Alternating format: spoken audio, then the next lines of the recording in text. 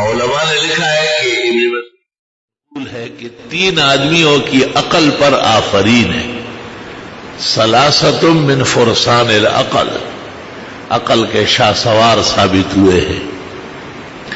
ایک عزیز مصر جس نے حضرت یوسف کو دیکھ کر بیوی کو کہا اکرمی مثواہ، عزت سے رکھنا، عسى ينفعنا او نتخذه ولدا، ہو سکتا ہے کام آئے اور یا اسی کو ہم بیٹا ہی بنا دیں.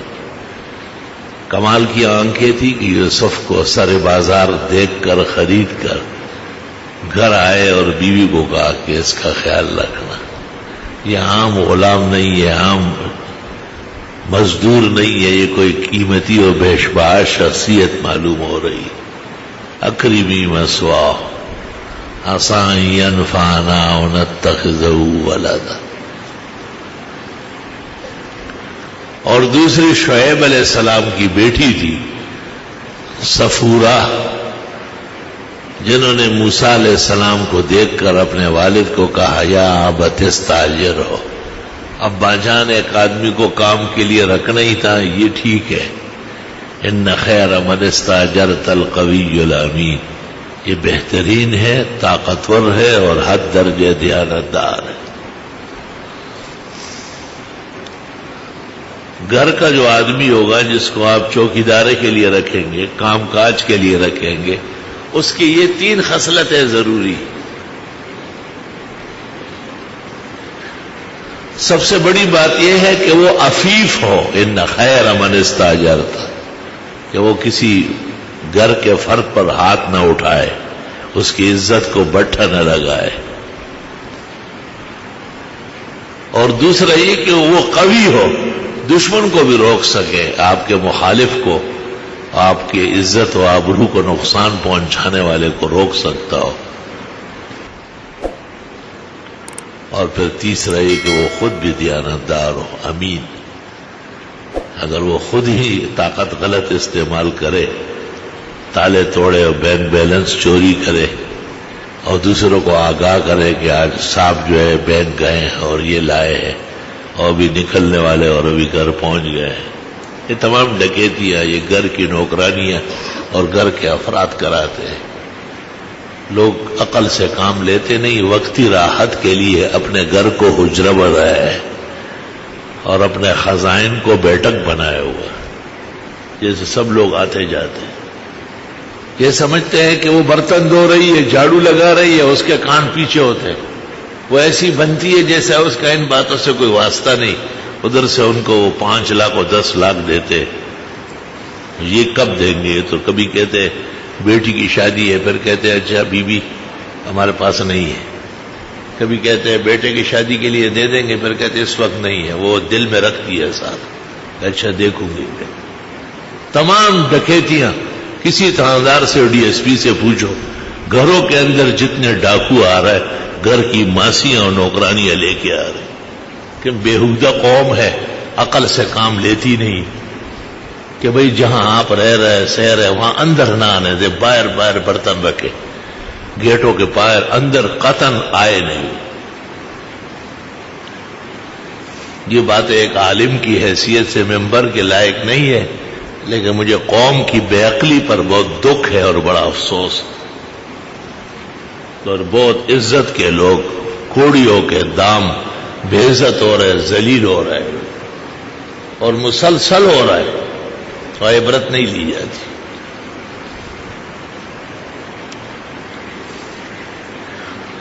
اصل بات یہ ہے کہ لوگوں کے مال میں خدا کا بڑا حق ہے، لوگوں کی کمائی میں دین کا اور دین والوں کا حق ہے. زکوٰۃ تو آپ سب جانتے ہیں، فطر بھی جانتے ہیں، اور یہ اکثر مسلمان دیتے بھی ہیں. جو اللہ اور آخرت پر ایمان رکھتے ہیں وہ زکوٰۃ میں چوری نہیں کرتے، اور حقیقت یہ ہے کہ خوشی سے نکالتے ہیں. لیکن حدیث دوسری آئی ہے، صحیح مسلم اور جامع ترمذی میں ہے، وفی مالک حق سوی الزکوٰۃ، زکوٰۃ کے علاوہ بھی بڑے حقوق ہیں. جس پیغمبر پر زکوٰۃ کی آیات نازل ہوئی اور جس رسول مرسل نے اور نبی مکرم نے زکوٰۃ کی تفصیلات اور شرح فرمائی، وہی پیغمبر فرماتے ہیں کہ زکوٰۃ کے علاوہ بھی حقوق ہیں، وہ اس میں شاید کوتاہی ہو رہی ہے۔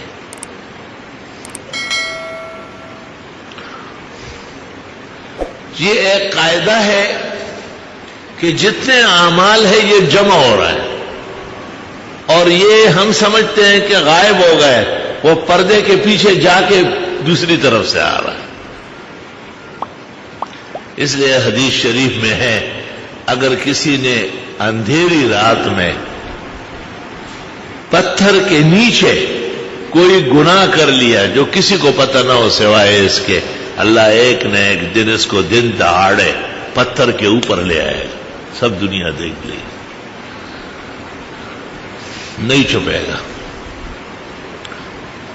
وہ چھپ سکتا نہیں، نظام اللہ نے ایسا بنایا۔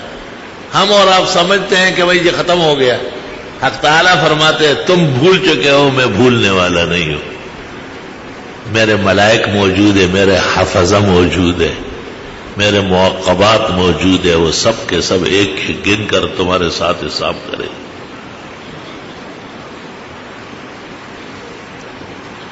اس لیے لوگ بہت زیادہ استغفار کرتے ہیں، بہت توبہ طائب رہتے ہیں، ہر وقت دعا مانگتے ہیں کہ یا اللہ دنیا و آخرت کے روسیائی سے پناہ میں رکھ، دنیا و آخرت کی بربادی سے اور تباہی سے بچا۔ اگر اللہ تعالیٰ کسی کے حق میں دعا قبول فرما لے تو اس کے رحمت و احسان کے خزائن بہت وسیع ہے، لیکن فکر مند ہونا چاہیے، اور یہ کبھی بھی کوئی نہ سوچے کہ میں نے ظلم کیا، مظلوم کچھ نہ کہہ سکا، اور میں نے کسی کا حق دبایا اور وہ مجھ سے لے نہیں سکتا، اور میں نے کسی کو رلایا اور وہ اپنے آنسو خود پہنچ گیا، اور میں نے کسی کو دکھ میں دیکھا اور میں نے مداوا نہیں کیا۔ یہ سب کام آپ کے ساتھ حساب ہو، یہ سب کا حساب دینا پڑے گا، اور یہ پردے کے پیچھے ہو جاتے ہیں، جس کو ہم غیبوبت کہتے ہیں، اور پھر وہ دوسرے رنگ میں آتے ہیں، کبھی اولاد کی نافرمانی اور حادثات، کبھی مال کی تباہیاں اور لوٹ مار، کبھی جائیداد اور عزت کے خطرات۔ کون سا خطرہ ہے جو آج معاشرے میں نہیں ہے؟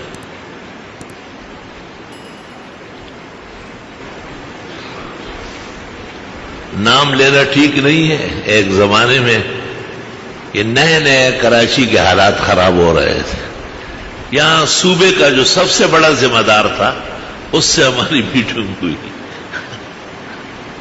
اس میٹنگ میں اس نے یہ بڑی زبردست بات کہی جو بہت ہی ڈائری میں لکھنے والی ہے۔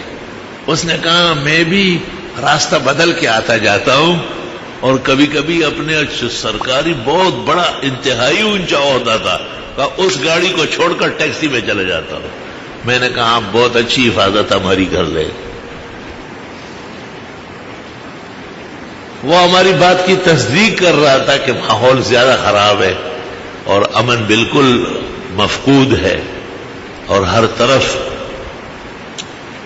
تباہی اور بغاوت مچی ہوئی ہے، لیکن ہمیں اس بات کا دکھ ہوا کہ اس کے پاس تمام ایجنسیاں ہیں، سب مسلح افراد موجود ہیں، اور یہ اس پورے صوبے کا ذمہ دار بنایا گیا اور اس کا یہ حال ہے، تو یہ دوسروں کو کیا حفاظت دے گا؟ یہ اللہ دکھاتا ہے ہمیں کہ محافظت صرف اللہ کے پاس ہے۔ حدیث شریف میں ہے اللہم احفظنی، یا اللہ میری حفاظت فرما، لا حافظ الا انت ولا حفاظت الا منک، تیرے علاوہ کوئی بچانے والا نہیں اور تیرے علاوہ کسی کے پاس بچانے کا سامان نہیں ہے، کیسے بچائے گا؟ استغفر اللہ۔ اور صرف وہ تو نہیں کہ ماحول میں تکلیفی کیفیت ہے، آلودگی ہے اور بغاوت اور سرکشی کے رنگ میں قتل و غارت، لوٹ مار ہے، بیماریاں بھی تو بہت زیادہ ہیں، تکلیفیں بھی تو ہے، عجیب عجیب بیماری. اچھا بھلا انسان سامنے آ جائے گا، دعائیں کرائے گا اور اس کے بعد کہے گا کہ جی مجھے ایسی ایک لا علاج بیماری ہے اور ڈاکٹر نے مجھے 1.5 یا 2 سال دیے. آدمی دنگ رہ جاتا ہے کہ یا خدایا یہ کس تکلیف میں آپ اپنے بندوں کو ڈال رہا ہے. اور اس قدر انگنت آلام ہے، آثار ہے، غموم ہے اور ہموم ہے کہ سوائے ایک صورت کے کہ اللہ جل جلالہ عم نوالہ عز شانہ عظم برہانہ کہ خزائن احدیت اور صمدیت، خزائن کرم اور جود اور اس کے شعور اور برکات الوہیت کے دامن میں آدمی آ جائے. اللہ کو تو راضی کرنا بہت ضروری ہے، بہت ضروری ہے. اللہ سے مانگنا بہت ضروری ہے اور پورا اعتماد و توکل کرنا ضروری ہے.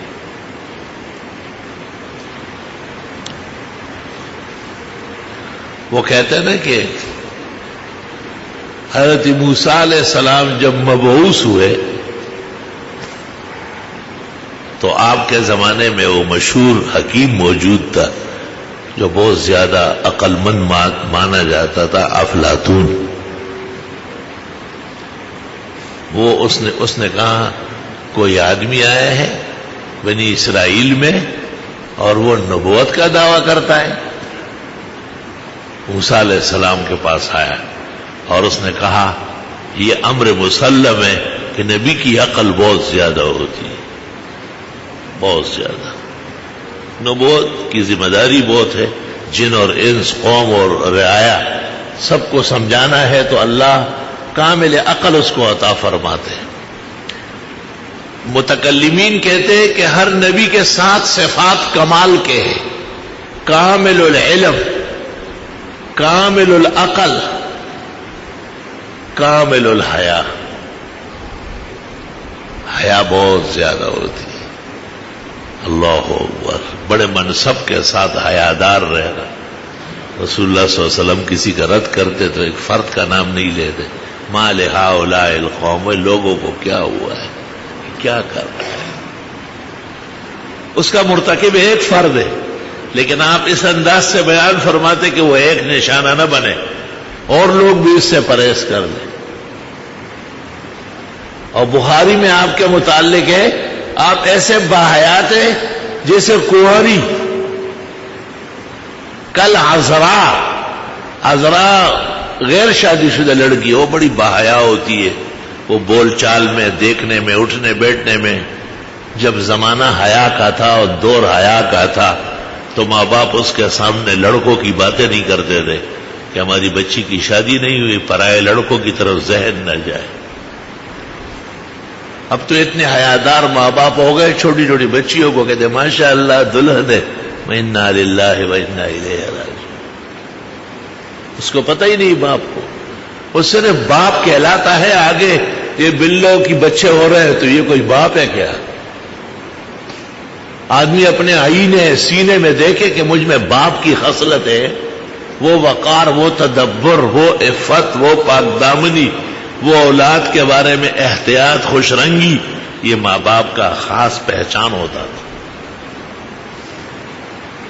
اب وہ بھی ڈانس دیکھ رہے ہیں اور یہ بھی ڈانسروں کو پہچان رہے ہیں. اور چمکی نہ تھی حمیدہ جب انگلش سے تھی بیگانہ، اب شمع انجمن ہے اور کبھی تھی چراغ خانہ.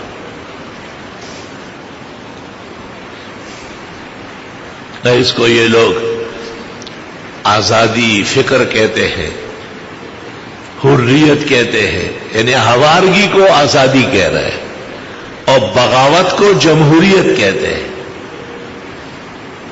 اور اسلام دشمنی کو خود اپنے آپ کو کمیونسٹ کہتے ہیں، لا مذہب، بے دین.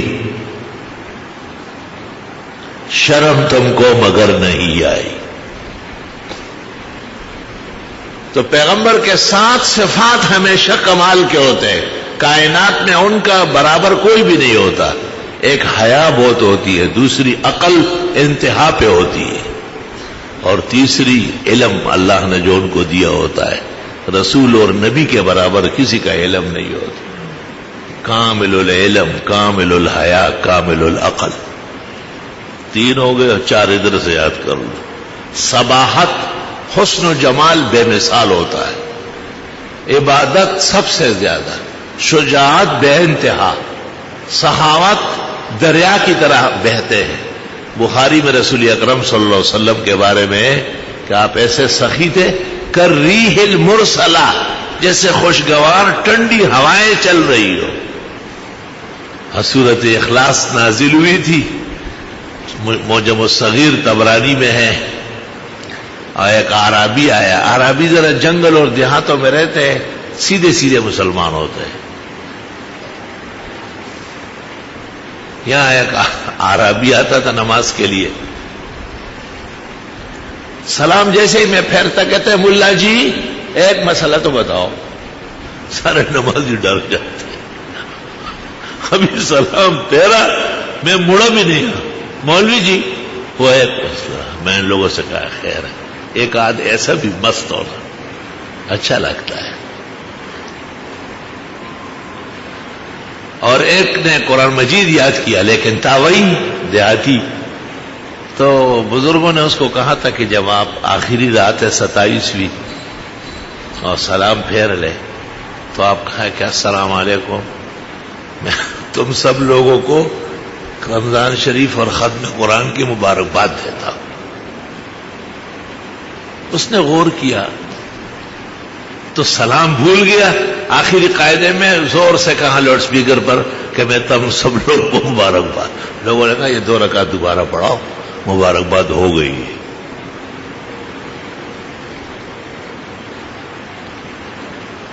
تو اعراب کہلاتے ہیں. اعراب الذین یسکنون فی البادیہ، جو جنگلوں میں دشتوں میں رہتے ہیں. ان میں آداب بظاہر نہیں ہوتے، دل میں ہوتے ہیں لیکن بول چال میں نہیں ہوتے. یہاں ایک آیا، مجھے کہا میں آپ سے دورہ تفسیر کروں گا پوری پابندی سے، مگر نہ آپ میرے استاد بنیں گے اور نہ میں شاگرد بنوں گا. میں نے کہا ٹھیک ہے، میں استاد بنوں تو مجھے کیا دے گا؟ خوار پڑک بچیا. اور تو شاگرد بنے تو کیا کچھ بڑھ جائے گا؟ اللہ نے ہزاروں نے لاکھوں عطا فرمائے. تو لوگ مجھے کہتے ہیں آپ نے اس کو کیوں اجازت دی؟ میں نے کہا اس لیے کہ قرآن کے لیے آئے. مقصد قرآن ہے، مقصد میں نہیں ہوں. استاذی اور شاگردی وہ سمجھتا نہیں، اس کے لیے ماننا ضروری نہیں ہے. جو بیٹھ گیا اس کو فائدہ ہوا وہ بہترین شاگرد ہے. تو ایک اعرابی آیا جناب رسول اللہ صلی اللہ علیہ وسلم کی خدمت میں اور آپ سے کہا سنا ہے اللہ تعالیٰ آپ کو خبریں دیتا ہے. وہ الفاظ اس کے اس طرح ہے کہ سنا ہے کہ آپ کا رب آپ کو کوئی گیت سناتا ہے. الفاظ دیکھو تو مشکل الفاظ.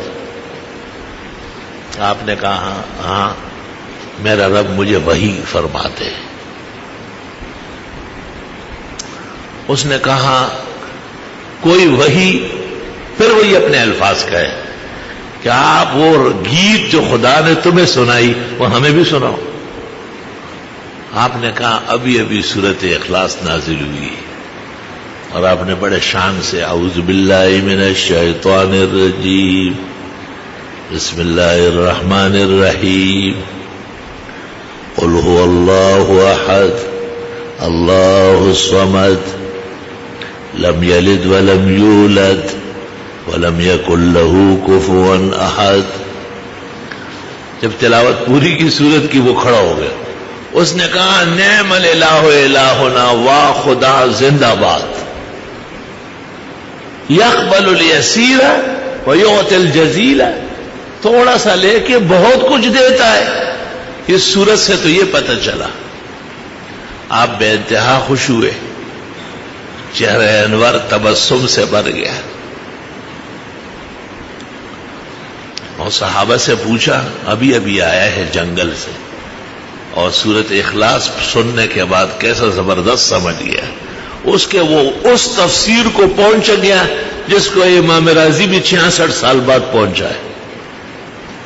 علماء کہتے ہیں اس نے کہا عجیب رب ہے تیرا، اس پر آفرین ہو، نعم الالہ الہنا، اتنا تھوڑا سا لیتا ہے اور بہت کچھ عطا فرماتے ہیں۔ عبد الرحمن ابن عوف قریب بیٹھے تھے، عشرہ مبشرہ کے فرد فرید اجل اصحاب میں سے، حضرت کے قریب ہوا کہ حضرت میرے پاس اونٹنی ہے بالکل تیار، 10 یا 12 دن میں بچے دے دے گی اور خوب دودھیا ہے، نسل در نسل دودھیا آئی ہے، میں پیش کرنا چاہتا ہوں۔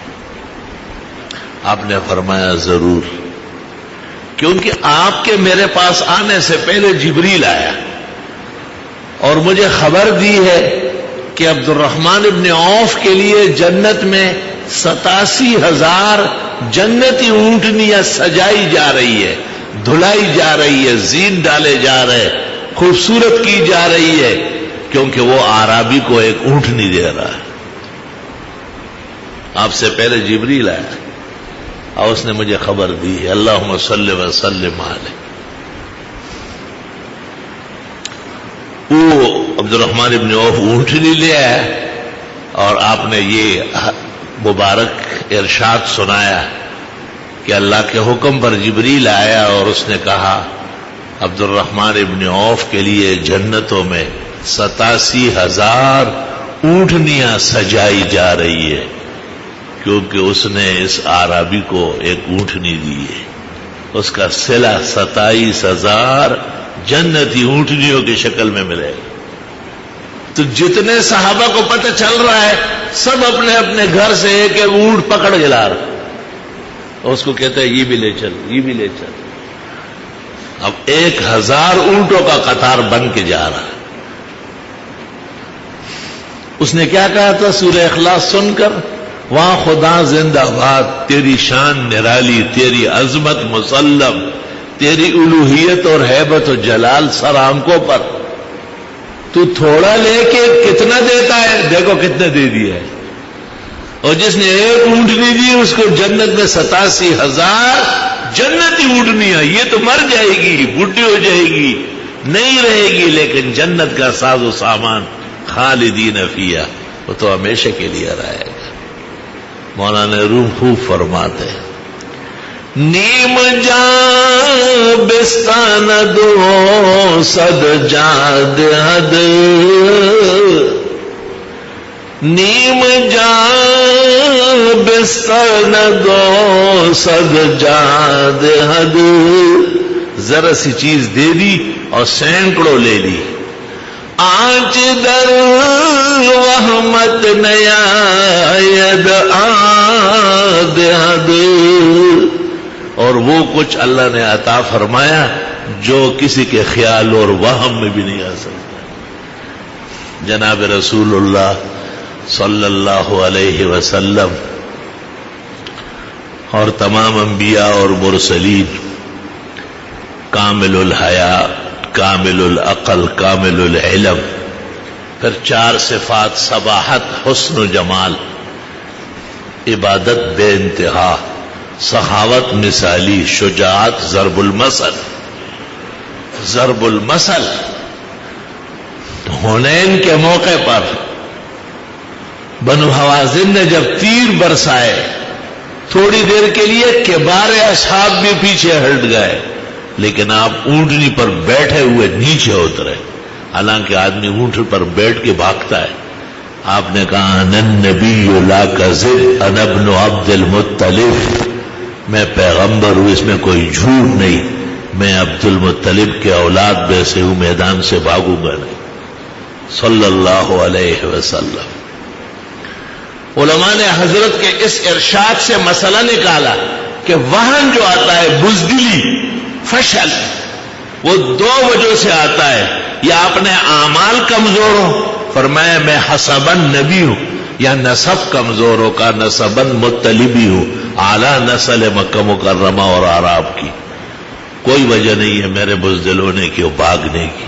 انا النبی لا کذب انا ابن عبد المطلب. ان اللہ یامرکم، بے شک اللہ تمہیں حکم دیتا ہے ان تؤدوا الامانات الی اہلہا، کہ اہل کو امانت سپرد کرو، دیکھ کے امانت داری کا خیال رکھو. وَإِذَا حَكَمْتُمْ بَيْنَ النَّاسِ أَن تَحْكُمُوا بِالْعَدْلِ، جب لوگوں کے حاکم بنو تو پورے انصاف سے فیصلہ کرو. ان اللہ نعم ما یعظکم بہ، اللہ تمہیں بہترین نصیحت کرتے ہیں. کسی کو یہ کہنا کہ امانت دار رہو اور عادل و منصف رہو بہترین نصیحت ہے. ان اللہ کان سمیعا بصیرا، بے شک اللہ تعالیٰ خوب سننے اور دیکھنے والا ہے. ابو طلحہ رضی اللہ تعالیٰ عنہ کو اللہ تعالیٰ نے ایک بیٹا دیا تھا اور بڑی محبت اور پیار تھی اس سے، اولاد سے ویسے ہی وہ تو لخت جگر کہلاتی ہے. شاعر کہتا بھی ہے نعم الالہ علی العباد کثیرۃ، اللہ کی نعمتیں بندوں پر بہت ہے. وَأَجَلُّهُنَّ نِجَابَةُ الْأَوْلَادِ، لیکن ان سب میں پر بہترین اولاد زبردست نعمت. وہ بیمار ہو گیا، روزانہ ابو طلحہ کام سے آتے تھے، پوچھتے تھے کیا حال ہے، پھر اس کو دیکھ کے روتے تھے، پریشان ہوتے تھے. ایک دن جب یہ کام سے آئے اور بیوی سے پوچھا کہ بچے کا کیا حال ہے، اس نے کہا اس کو بہت زبردست آرام آیا ہے. تو ابو طلحہ نے یہ سمجھا کہ اور دنوں میں تو بے چین رہتا تھا اور آج ٹھیک ہو گیا. اس نے بڑی خوشی خوشی سے کھانا کھایا، آرام کیا اور بھی بشری تقاضا پورا کیا. جب دم بخود ہوئے، خوش و خرم ہوئے، تو بیوی نے اس سے کہا کہ میں ایک مسئلہ پوچھنا چاہتی ہوں، سوچ سمجھ کر اس کا جواب دینا مجھے. ایک ہستی نے کسی کے پاس ایک بہت بیش بہا اور قیمتی امانت رکھی. وہ بہت قیمتی ہے لیکن ہے امانت، اس جیسے کہیں نہیں ہے، مگر اصل مالک کوئی اور ہے.